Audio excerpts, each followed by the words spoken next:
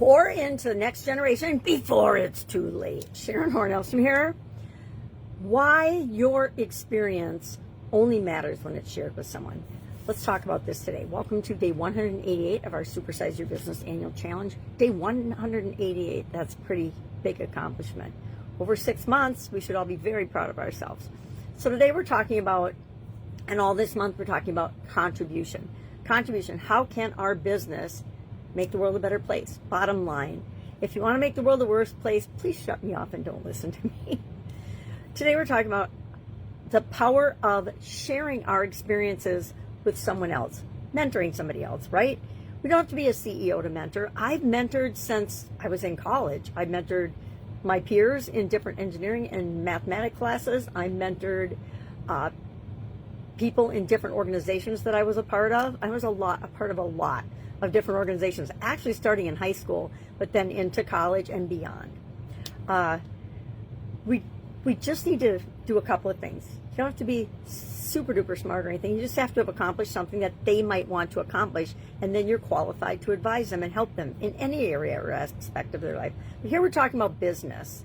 Early on in my corporate career, I learned the power of mentorship. People mentored me, which I decided the best way to honor that was to give back by mentoring other people. My first job out of college, I had an idea to form a women's management and leadership team group, and so I spearheaded that and got other people involved in that because it was a big company. It's one of the biggest companies still on the planet today.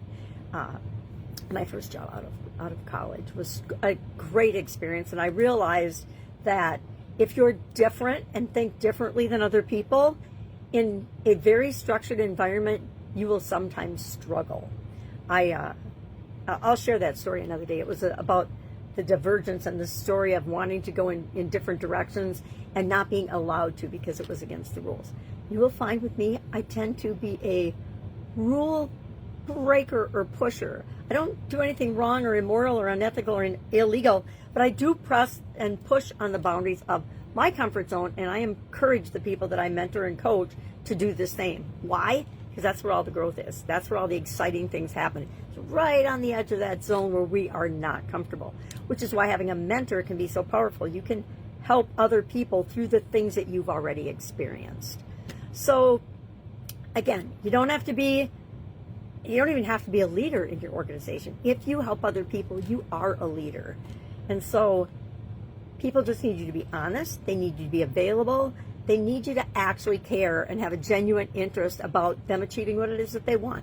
If you don't care about other people, please don't pretend to be a mentor, because people can sense that, and it will end up backfiring on you versus putting you in the direction that you want to go. This topic always reminds me of my dad. He always said, hugs aren't any good if you keep them. And he was a very he had a really rough reputation in his corporate career, but he was a big softie. And all of us in his family knew that. And so the fact that he was a hugger and hugs weren't any good with you keep them, or girls, I'm doing you a favor, I'm loving your mom, that was just who he was. And he shared that with each and every one of us in our family and all the people he came in contact with. He was an incredible mentor. He probably mentored 1,000 people throughout his corporate career. And then with respect to businesses and helping other people start and grow and go into the entrepreneurial space, he helped hundreds of people to do that. And so I guess I'm following in his footsteps, which is a great set of footsteps to follow in. So today, what are we going to do for an action item? I challenge you to look around your organization and ask yourself, are we doing mentoring? Are we mentoring people? Are we doing it informally? And do we need to set up a formal system to do that? I will tell you, in the places and the organizations I've worked in my own businesses, where we set up a formalized system, it encouraged other people to do both the formal and informal types of mentoring. And I think that is probably the best position you can be in. It doesn't have to be super structured. It doesn't have to be super complicated. There don't have to be a gazillion standards and guidelines and rules and documented ways of doing things. Just set it up and do it. Just start by talking to somebody that you can help, or volunteering to help someone in your organization. If you need help with this, please just reach out and ask. I've literally done it hundreds of times for different organizations and help them set that up. And I've done it myself in my organizations and in the corporations I work with as well.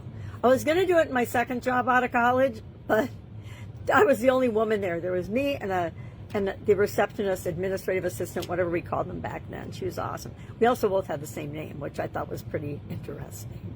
All right. So today, what are we going to do? Find someone to mentor.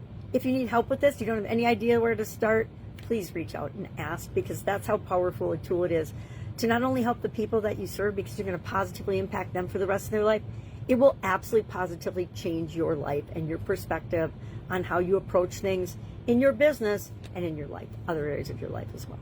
All right, have an awesome day, and I will, of course, be with you tomorrow. Bye. Oh, don't forget to join Supersize Your Business School Community.